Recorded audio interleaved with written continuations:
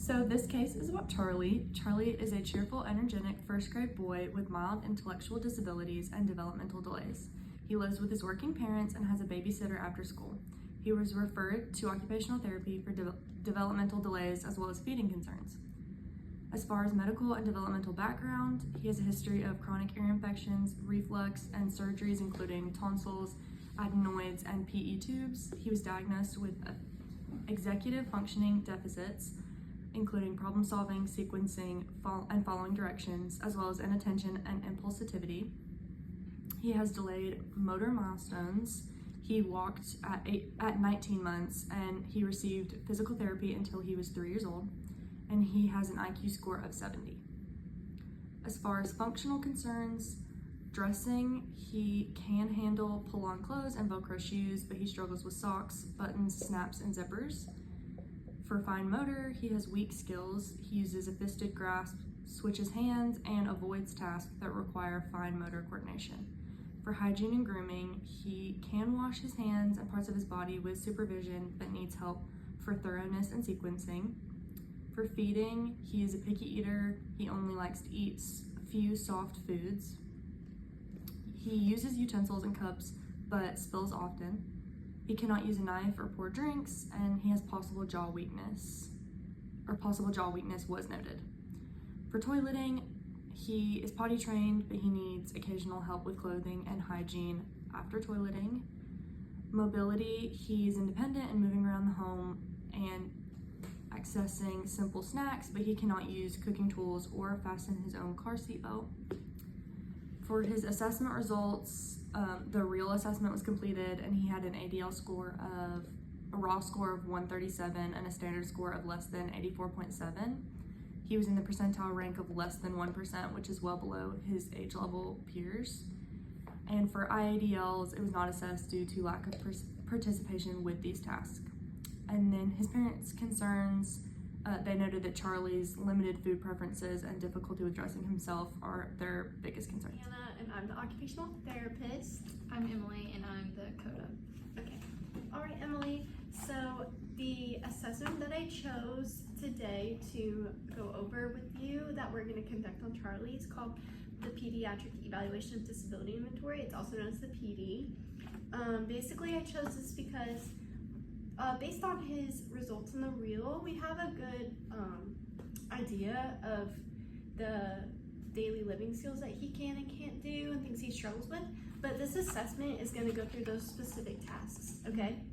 And then we're going to have like a better understanding of what he can and can't do regarding those tasks, because we don't really know specifically like what he needs help with right now. Yeah. Okay, so we're going to go over how to conduct this and what our roles are going to be regarding this assessment, okay? Okay, Emily, so if you look at the manual, it will tell you how you can administer this test. It's basically going to be a combination of you talking to the parent, the mom's going to be there, and we're going to just talk to her, have a conversation about what Charlie can and can't do. So this first section, for functional skills in general, honestly, you can have her fill this out, or just talk to her about what he can and can't do, okay? But just make sure if you do, just have her fill it out. Still have time afterwards to talk to her about each section, okay? So like here, with food textures, let's say Charlie is able to eat, here in his case, it even says that he's able to eat chicken nuggets and mac and cheese and stuff. So we're gonna say, but he doesn't eat all textures of food. He doesn't like certain things. So we're gonna just say chunky diced up. So let's say if that's the answer, you would put a capable, a 1, and then, but then everything before that you'd also put a 1. And then for eats all textures of table food, you put a 0 because he doesn't enjoy eating everything. Does that make sense? Mm-hmm. So let's look at this next section with use of utensils. Based on what we saw from here, it says that he can eat foods with normal utensils like a fork and a spoon well, but doesn't know how to use a knife. So if the mom was filling this out, how would you explain that to her for this section? So he can't use a knife. So he can't use a knife, so he would be unable. So I would put a check in the 0 column. For the knife? Yes, for the knife. Yes, you put a 0. So then what would you put everything above there? A 1. A 1, So yes. he's capable. Yes, of doing because all he's this. capable of doing Okay. everything else. Perfect. That's perfect. Okay. So you're gonna do that, but with all of these sections. There's drinking containers, toothbrushing, hair brushing, nose care. That's basically like if he lets somebody wipe his nose and stuff. And so the mom's gonna have a good understanding of what he can and can't do. Because, I mean, ideally we'd like to observe Charlie doing these things, but that's not always the case. There's hand washing.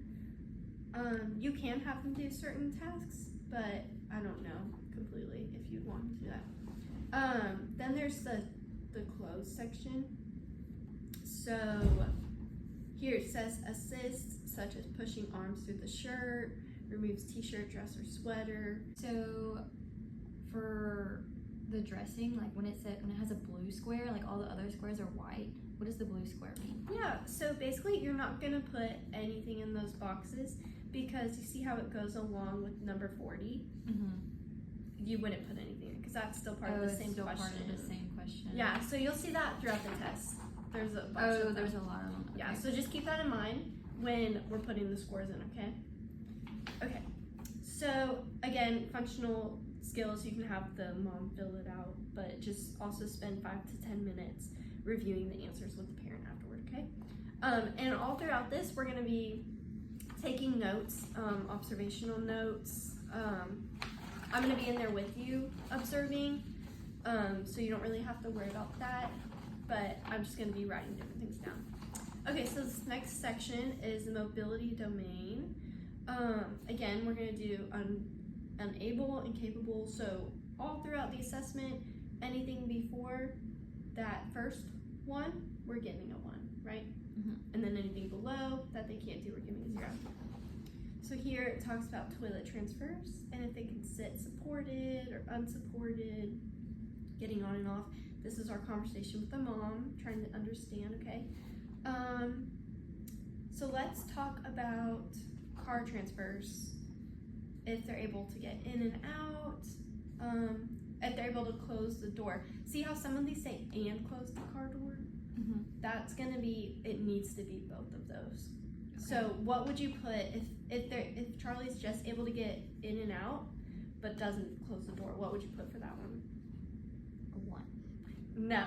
So because he's able to do the first part but he's not able to do the second part, we would put a 0. Does that make sense? Because he can't do both. The whole thing. Yes, perfect. Then we've got the bed mobility and transfers, and this is basically how Charlie can get in and out of bed. Not needing own arms, like is he able to like push off, or does he like just get out without needing all that extra assistance, you know? Tub transfers, yeah. So it also talks about indoor locomotion methods.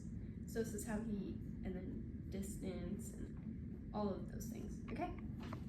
Do you have any questions so far? So, like you said earlier, if it has the word and, they have to complete both tasks in order to get the 1. Mm-hmm. So, when it says or, do they have to do, like, what does that mean? So with or, it's either one or both of them. Does that make sense? So, okay, It's a great question. so, like, they don't have to do both. Like, they could just have one part of the task done. Yeah, they only have Okay. to have at least one. Okay, that makes sense. Yeah, great. Okay, so the next section is social function domain. Again, we're just asking mom these questions of what Charlie can and can't do, okay? And remember, those blue boxes, don't fill anything in for those. Okay, the next part of this form is the caregiver assistance and modification form. This one does require you to talk to mom. And you're just gonna go through all of these different domains. So it's very similar to the other one, but this is like how much mom helps and doesn't help with certain tasks, okay? So she might get confused, so let's talk about the scale. There's independent, supervision, minimal, moderate, and maximal, okay? With these, you can have the manual open, so if you look over here, it gives you example questions. So if mom's stuck and it's like, I don't understand what that means, you can have the book open and read these questions. So for example, with eating, it says, eating and drinking regular meal do not include cutting steak, opening containers, or serving food. So these are some questions you can ask to try and figure out how much she helps. So for the supervision setup, that's going to be after independent.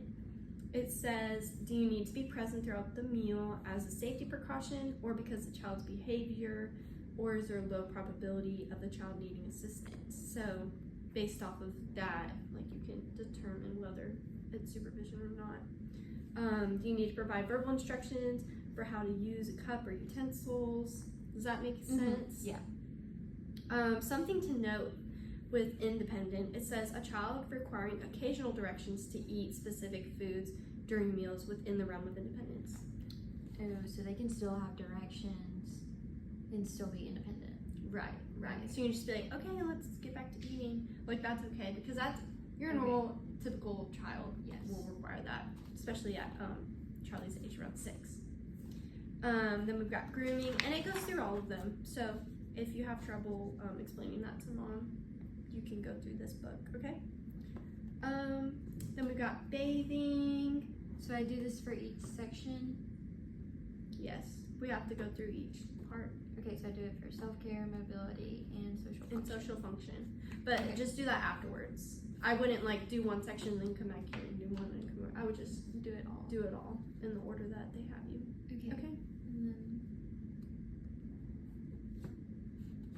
That's modification scale. That's like if you have to modify anything based off of Charlie. So child would just be like, do I have any specific modifications that you make for Charlie? Because he requires some aid. Or rehab is going to be like, if I need to make anything helpful because he's injured in any way. And then extensive is going to be like, I have to make a lot of adaptations and modifications to certain things for to him to help. be able to do the task. Right. All right, Emily, since we're done going through this assessment form, I'm gonna have you take this and you're gonna go talk to Charlie's mom and see Charlie, and I'm gonna sit in there, help supervise, and note any other observations that I make, okay? And then afterwards, you're gonna give that back to me and I will interpret those scores. And then we're just gonna come up and collaborate and talk about maybe some different interventions we can do with him. Do I score it? No, I'm gonna score it. Okay, so just fill out the part that you said. Yes. You told me. Okay. Just all those things, and then you don't have to worry about that. Okay? All right, Emily, so you go ahead and work on your notes, observations. I'm gonna score this, okay? And then we're gonna talk about interpretations, okay?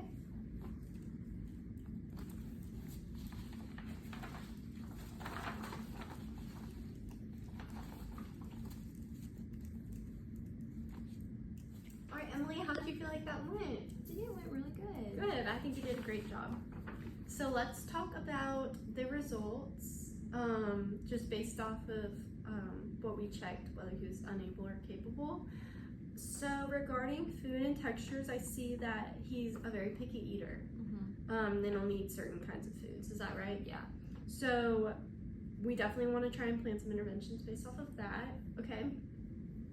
What did you notice for toileting? He was able to do it. Let's see. I wrote down some notes. Okay, perfect. And There you go. he was fine. He's potty trained and he can get on and off the toilet independently. So Yeah, good. he didn't need any assistance with toileting. Perfect. Okay. With like hygiene and like clothes and stuff, Yeah. did he need any? He needs help with buttoning, fastening, zipping up any types of clothing, and then also for hygiene, he needs assistance with that. Okay, perfect. So then we'll like come up with some things to work Interventions on for that. that. Yeah, Okay. definitely. Great job. Okay. Was there anything with mobility that you noticed? Let me look at the notes. I think we saw that he was active and able to move around. That's good. Yeah. And able to get in everything independently. I did see that with navigating the car, he's not able to Yeah, he can't fasten his seatbelt. Okay. So maybe we have can to work on that work too. on that. That could be like some fine motor stuff as well, Yeah. like with fastening. We talk about buttons and stuff, so that'll be really good. Also, I saw we talked about the mom was telling me for feeding, Mm-hmm. like he can't eat those like hard foods because of his jaw. Oh yeah, yeah. So yeah, that would we be can another thing. for sure. That's a really good thing to point out. So maybe like work on some of those jaw strengthening exercises. That's a great observation, Emily. Okay, Emily. So to preface, I'm gonna be coming up with the interventions based on these scores. Okay, and then you're gonna be in charge of carrying them out. Okay, Okay. and like spending time with Charlie and working on these things. Okay, perfect. Sounds good.